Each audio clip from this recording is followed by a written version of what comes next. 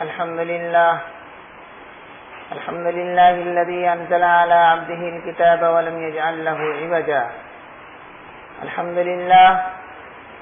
لله أحمده وأستعينه وأستغفره وأؤمن به وأتوكل عليه وأعوذ بالله من شرور نفسي ومن سيئات أعمالي. من يهده الله فلا مضل له ومن يضلله فلا هادي له. وأشهد أن لا إله إلا الله وحده لا شريك له هو الأول والآخر والظاهر والباطن وهو بكل شيء عليم. هو الله الذي لا إله إلا هو عالم الغيب والشهادة هو الرحمن الرحيم. هو الله الذي لا إله إلا هو الملك القدوس السلام المؤمن المهيمن العزيز الجبار المتكبر سبحان الله عما يشركون. هو الله الخالق البارئ المصور له الأسماء الحسنى يسبح له ما في السماوات والأرض وهو العزيز الحكيم.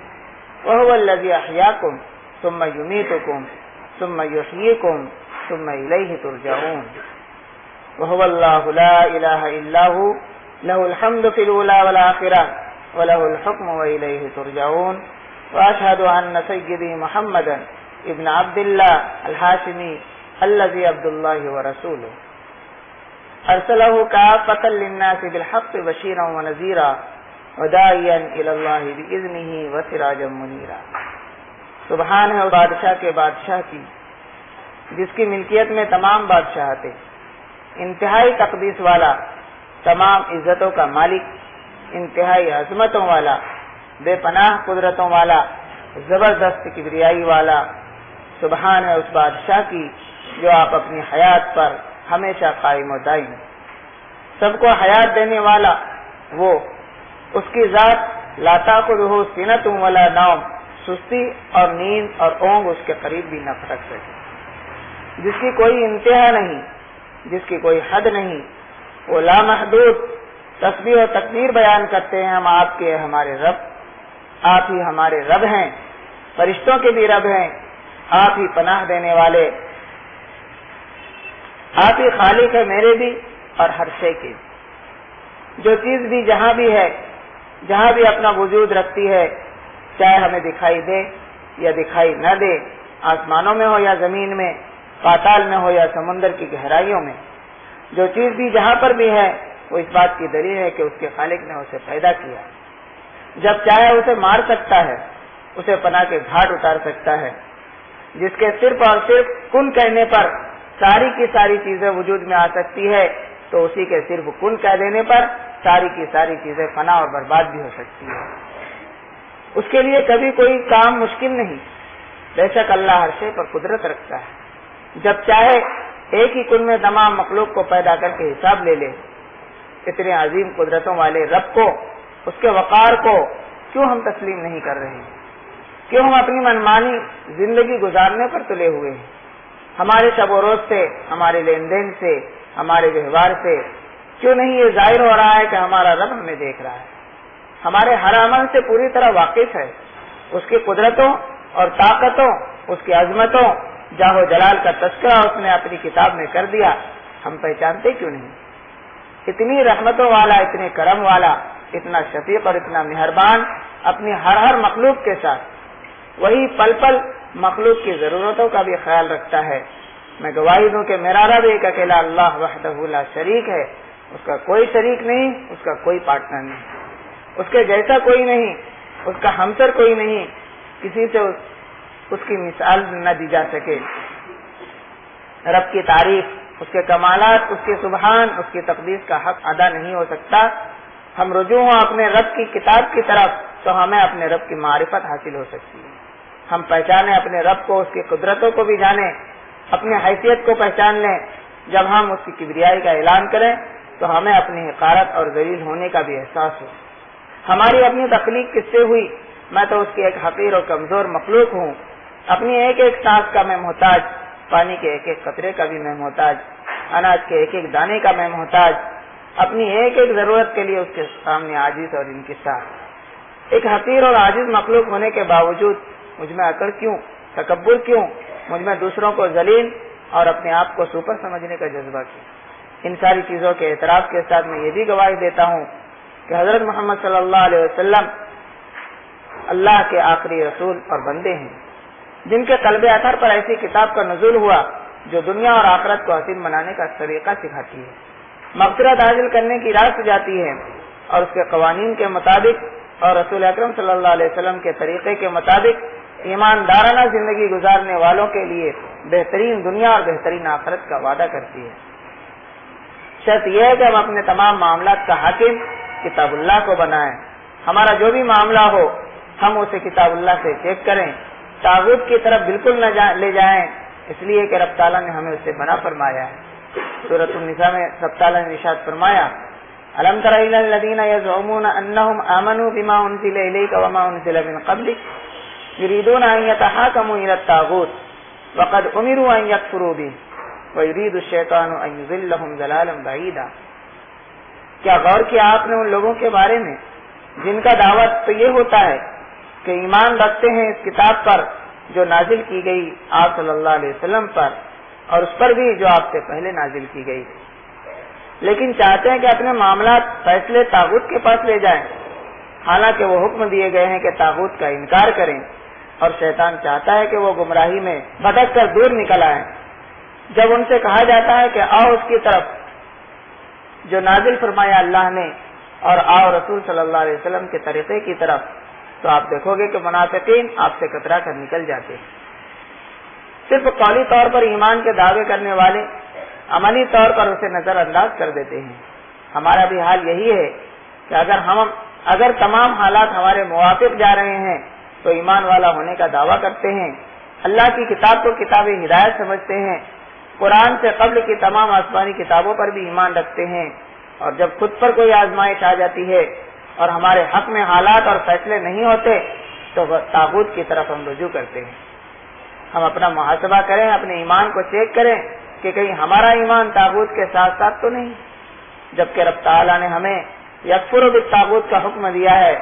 سورۃ البقرہ میں رب تعالیٰ نے ارشاد فرمایا لا اکراہ فی الدین قد تبین الرشد من الغی فمن یکفر بالطاغوت ویؤمن باللہ فقد استمسک بالعروۃ الوثقی لا انفصام لها واللہ سمیع علیم۔ دین میں کسی طرح کی کوئی زبردستی نہیں، تحقیق واضح ہو چکی ہدایت گمراہی سے، پھر جو کوئی انکار کرے کفر کر کے طاغوت کا اور ایمان رکھے اللہ پر، انڈیڈ اس نے تھام لیا ایسے مضبوط سہارے کو جسے ٹوٹنا نہیں ہے، اور اللہ تو سنتا ہے، جانتا ہے۔ اللہ کی کتاب کے مطابق اور رسول صلی اللہ علیہ وسلم کے اخلاق کے مطابق اپنی زندگی گزاریں، کسی بھی پریشانی اور تکلیف میں اپنے ایمان کو کمزور نہ ہونے دیں، کسی بھی طاغوتی حرکت کے مرتکب نہ ہوں، اور یہ اسی وقت ہو سکتا ہے جب ہمارا ٹارگٹ آخرت کی ابد الآباد والی زندگی ہو۔ ہماری اصل آزمائش تو پریشانیوں اور مصیبتوں میں ہی ہوا کرتی ہے، اس پر صبر سے جمے رہنے کی کوشش کریں، اور اس کے لیے بھی ہمیں رب تعالیٰ سے ہی استعان مانگنا ہوگا، جیسا کہ حضرت موسیٰ علیہ السلام نے اپنی قوم سے کہا تھا۔ رب تعالیٰ نے سورہ اعراف میں اس کو بیان کیا، قال موسیٰ لقومہ استعینوا باللہ واصبروا، کہا موسیٰ علیہ السلام نے اپنی قوم سے کہ استعان اور مدد چاہو اللہ سے اور صبر کے ساتھ جمے رہو۔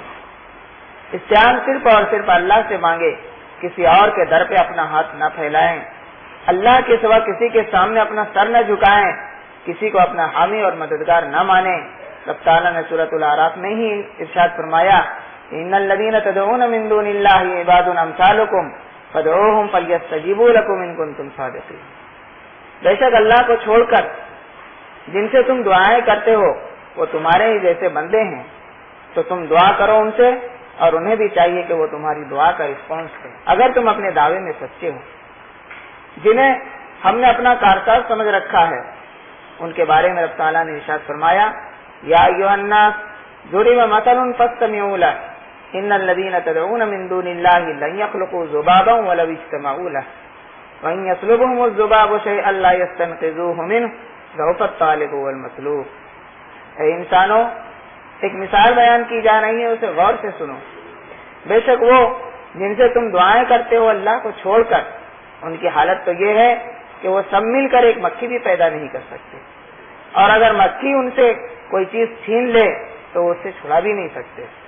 مانگنے والا بھی انتہائی کمزور اور جس سے مانگا جا رہا ہے وہ بھی کمزور. ہمیں دوسروں کی فکر کے بجائے اپنے آپ کی فکر کرنے کی ضرورت ہے. اپنی نجات کے بارے میں سوچیں.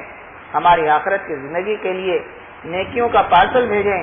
خالق کائنات کا یہ اصول ہے کہ لہا ما کسبت وعلیہا ما اکتسبت، جو کمائی تم کرو گے وہی تم پر ریئیکٹ ہوگی. ان احسنتم احسنتم لانفسکم وان اسأتم فلہا. اگر تم نیک کام کرو گے تو وہ نیکیاں تمہارے ہی کام آئے گی، اور اگر تم برا کرو گے تو اس کا ریئیکشن بھی تمہیں ہی برداشت کرنا ہوگا.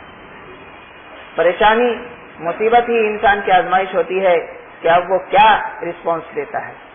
اپنے مالک و خالق کا وفادار اور فرما بردار بن کر صبر سے اسے برداشت کرتا ہے یا ناشکری کے ہائے وابلے مچاتا ہے. اپنے رب سے شکایت کرنے لگتا ہے.